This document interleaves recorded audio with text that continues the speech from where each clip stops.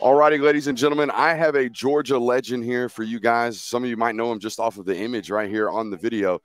Tim Worley played at the University of Georgia, mid-'80s. Okay, went on to play for the Pittsburgh Steelers, and now a resident of Roswell, Georgia. I heard you tell me. Moved back to the state after playing in Pittsburgh for a while, huh? Sure. Here, let's take the mic and put it up to your mouth right there. Yeah. Now we got you nice and good.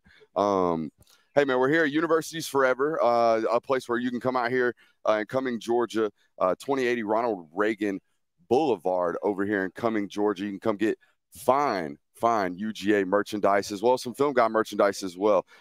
Tim, man, we're in the middle of fall camp at the University of Georgia. Fall camp's changed over the years. A little different back in your day, I would imagine. 2 days, 3 days, things like that. Do you have a camp story, okay, from your college days at the University of Georgia where, you know, really sticks out in your mind and your memory? Well, I could tell the story, but I have to But anyway, there's so many stories that I could talk about. Some of them will probably get me in trouble, but one of the things that I experienced back in 1985 as a freshman at University of Georgia, was when the upper class guys came in. Freshmen came in a week before the upper class guys did, and the upper class guys, they terrorized us, man. You know what I mean? And I guess you could say it was kind of like hazing or whatever, but it was all out of fun. And some of the stuff that we had to do, one of the things we had to do, man, we had as freshmen, you know, we had 2 days. 2 days lasted, I want to say 7 to 2 weeks. Yeah. 7 days to 2 weeks. And we had to wear tube socks. We had to wear, I mean, it's hot. It's burning up. We had to wear tube socks everywhere. So if we put on a suit, we had to wear tube socks. Oh, my God. With the suit on. So like knee-high tube socks. Yeah, man. We just everywhere in the suit. We went. Yeah. And they terrorized us, man. But it was all out of fun. And come around the next year, me being a sophomore, junior, we did the same thing to the freshmen when they came in. So it was a lot of fun, man. Not really hazing, more of like, welcome to Georgia. We're going to put you through some stuff. Exactly. That's all. And plus, you know, I was a comedian on the team. So each freshman had to stand out front in front of the whole team and do a talent that they had besides football. So I was more the like Eddie Murphy jokester guy, you know, sing, rap, do all that stuff. So that was me. That's good stuff. We're in the middle of camp at the University of Georgia, like we said. They're a pretty banged up running back group right now. I know you're pretty well connected to the program still, stay close to the school. What are your thoughts on just like the running back room in general entering 2023, Tim? Well, I think they're strong. We got some good guys coming in. And of course, we got Robinson and the rest of the guys coming back. I'm not really concerned about the Georgia's running game. We're going to do what we do. No matter what, we always have some guys that can get the job done. You know, tough yards, the long runs, and Georgia's always been that university that's solid with running backs, and I appreciate the tradition. And it goes all the way back to Charlie Trippi and those guys, man, all the way up to the guys that we have today. And so, yeah, we're going to be all right. We're going to be good. A couple of guys bouncing back from injury, and that's kind of a story point, at least the first, you know, moment of trial, if you will, in your career. Your freshman year, have a big freshman year, over 600 yards, and then you have a knee injury in the middle of the 80s, which knee injuries back then, they're not like they are now. Nowadays, it's like, you tore your ACL, we'll be all right. We'll be all right 8 months, 9 months. Back then, it was very, very – I would imagine it was a very, very scary moment in your career. Take me to that moment. Hey, we get hurt sophomore year of college. Okay. What was your thought process? Well, had a dynamite freshman year, me and Keith Henderson, and, you know, we were the dynamic duo. And they predicted great things for both of us, just to run in the whole running game. Lars Tate, David McCluskey, all those guys. And I started out, jumped out the gate well, had 3 good games, and coming off a win from South Carolina, you know, had a big game, over 100 yards and a touchdown. Came back to Athens, and we were playing Ole Miss. I'll never forget this, 1986. I just turned 19, and took a handoff, left tackle, and positive yards, got about 6 yards. And I went to plant my left knee and spin, and we had a linebacker from Ole Miss. He clamped down on my knee, and when I spent, I could feel the tear. Oh. And, you know, I was trying to spin to try to fall, maybe get the first down, but I could feel the tear, but I didn't think it was serious. And so I walked off the field by myself, and, you know, but as I got closer to the sideline, my knee literally felt like a noodle. Mm. And I was like, oh, something's not right. And so the trainer, Dr. Morrison, checked me out, and he said, well, you're done for the day. For the day. And I'm like, okay. So I'll be all right for next week. He said, no, Tim, you're done for the season. Mm. And I tore my medial meniscus, my anterior cruciate, every ligament and cartilage on the inside of my knee, I tore it up. And back then, guys, you know, it took me approximately 1.5 years to fully recover from a full that. 18 months. Full 18 months to recover. And I came back strong, you know, when I reported to Georgia, you know, I came in at 216, ran a 4.25. By the time I left Georgia, I was 6'2", 230, and I ran a 4.32, 4.35. So I really didn't lose that much. I've gained a little, but that knee injury was very, very crucial. I'm sitting here wondering, like, how does a guy who had a pretty crucial knee injury become the 7th overall pick just like, you know, 36 months later? Well, he's 6'2", he's 230 pounds, and he runs 4.3. Yeah, it's hey man, I'm a country boy from North Carolina, and you know, corn-fed, bean-fed, you know, crop tobacco, all that stuff. We were just naturally strong. But it's a blessing to be able to bounce back like that. I recovered fully.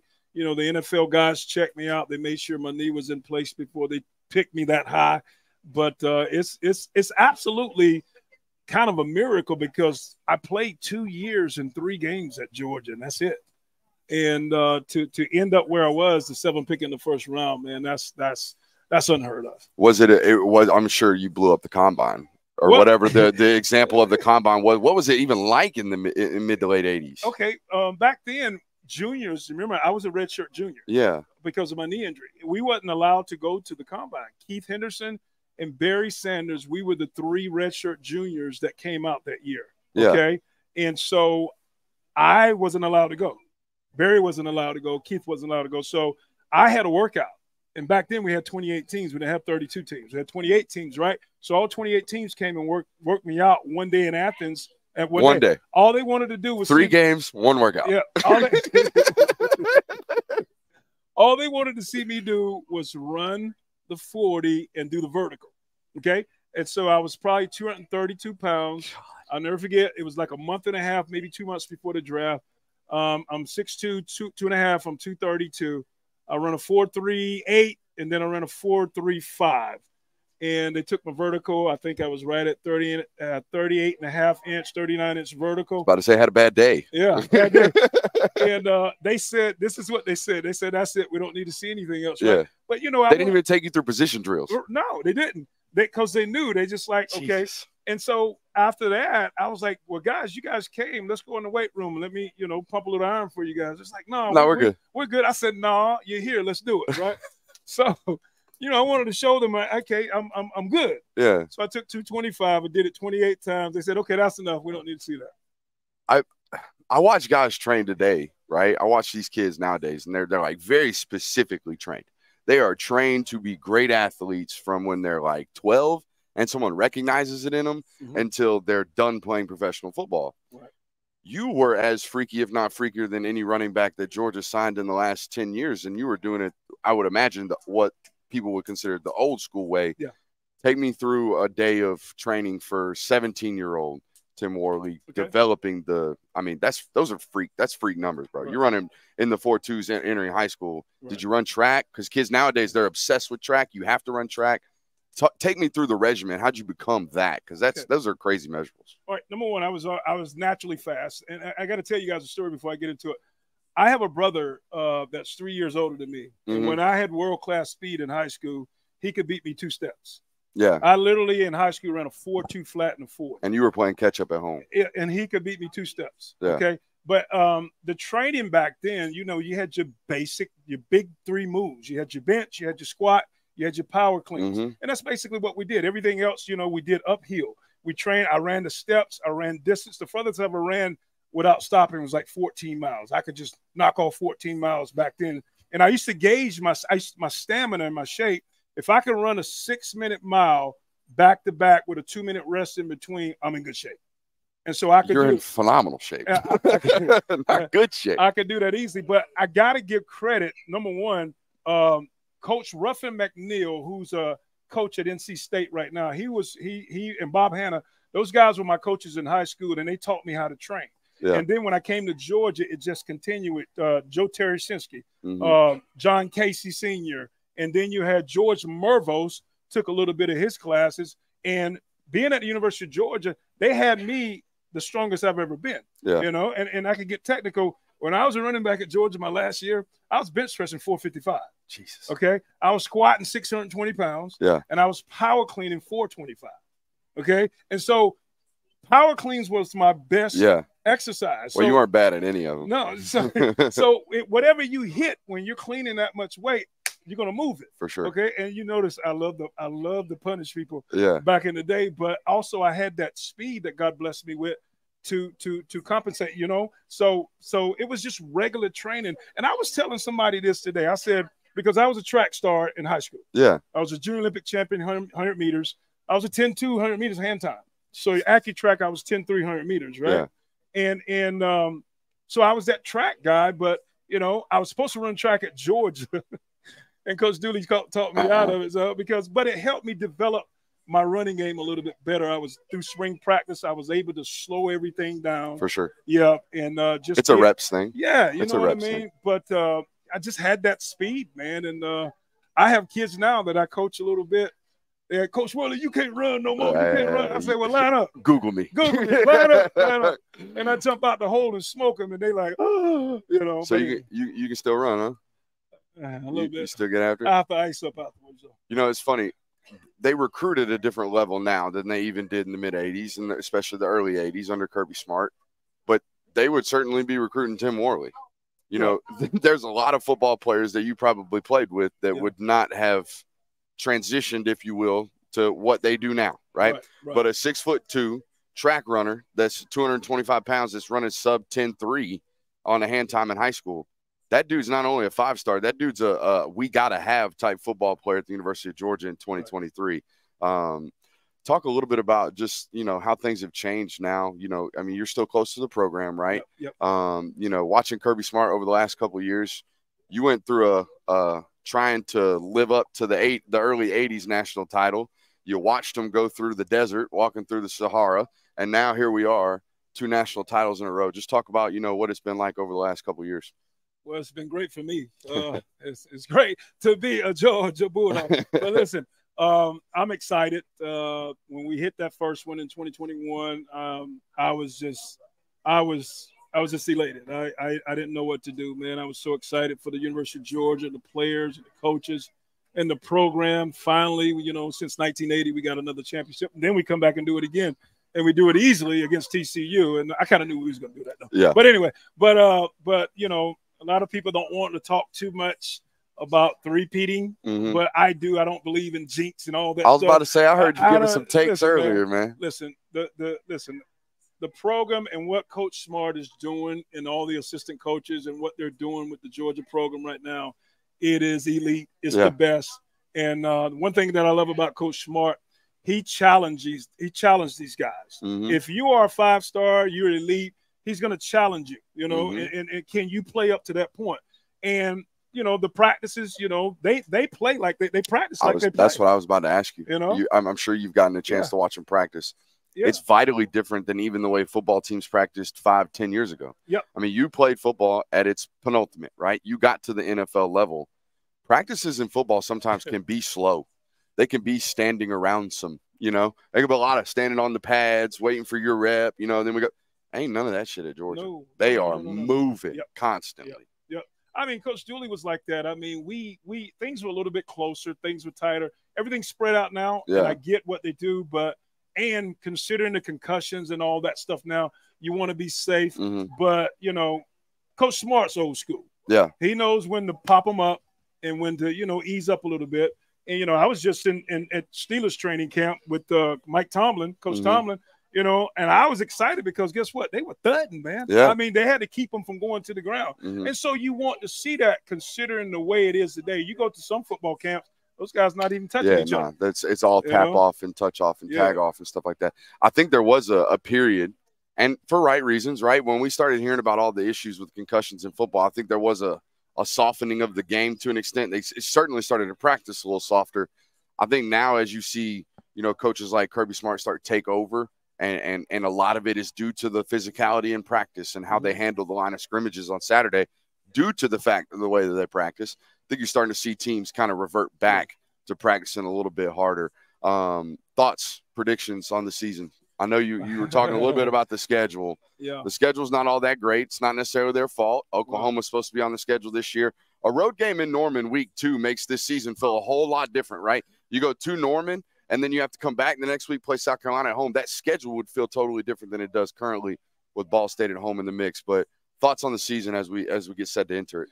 Well, I'm very excited about this year. You take one season at a time, and no matter how light the schedule is, guess what? We still got to compete. Facts. I used to always say, I don't care if Georgia was playing Clark Central, go all out. Yeah. It doesn't matter to me, But I just believe that what we have in place and the kids that Georgia has right now, and Coach Smart and the rest of the coaches and what they're doing with that program, I just see us win another national championship. And I just believe, but you got to, like any given Sunday, they say that because on any given Sunday or any given Saturday, the worst team could beat the best team. Facts. Okay. That's if you're slipping and if you're like taking them serious.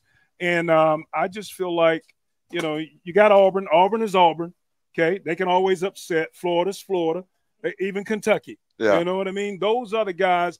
But don't look past the smaller schools that you're looking at. I don't care if it's a little league. I'm going out. I'm going out to compete. If I got the pound one, you know what I mean? I'm going out to compete. So I think the games right, the smaller schools right now, we should look at that and learn from them. But play ball but as far as the prediction, I predict us to win the East again. Yeah. I predict us to win the SEC championship again. And I'm going to go ahead and say it. I predict a three-peat. Number one, you win championships with great defenses. Yes. You win a lot of games with great offenses. Yes. And so the defense have proven themselves year in and year out. And they tell me that the defense that we got for 2023 is just as good as the defense and faster than the one from 2021. Deep and fast and defensive back heavy for sure. Right. They can cover. I'm not being biased. I'm a dog for life. And so, I would love for the first time ever in the history of college football for them to do it 3 times in a row. Absolutely. All right, before I let you go, I think Georgia fans would be remiss if I didn't get your opinion on this. It is RBU, historically the best running back history that there is for a school in college football. If there were a Mount Rushmore of Georgia running backs, so you only got 4, who would that Mount Rushmore be and who'd be on it? Me. Attaboy. Attaboy. Attaboy. Number 1, me, Tim Worley. Number 2, Tim Worley. No, I'm kidding. Okay, definitely I would put Herschel Walker, most definitely. I would put me second. Yeah, you're second? I would put Garrison Hurst third. And I would have to go with you just made the last decision among all the young guys really, really hard. Yeah, I know. Man, you got Todd Gurley, you got Nick Chubb. Let's make space for 2 more. You know what I mean? We'll do Mount Rushmore 5. Mount Rushmore 5. I'm fine with it. I would go Gurley and I would go Nick Chubb. I think there should have probably been 5 presidents on that mountain anyways. It's big as hell. Yeah. They probably could have fit it. Yeah. Ladies and gentlemen, Tim Worley, appreciate you for joining us. Let's give him a round of applause. Shout out to Universities Forever again, one more time, 2080 Ronald Reagan Boulevard here in Cumming, Georgia. Come check it out. All this beautiful merch for these guys down here. Come get some of it. Tim, I appreciate you for joining us, brother. Sir. Thank you. Yeah, man, no doubt. He's with me.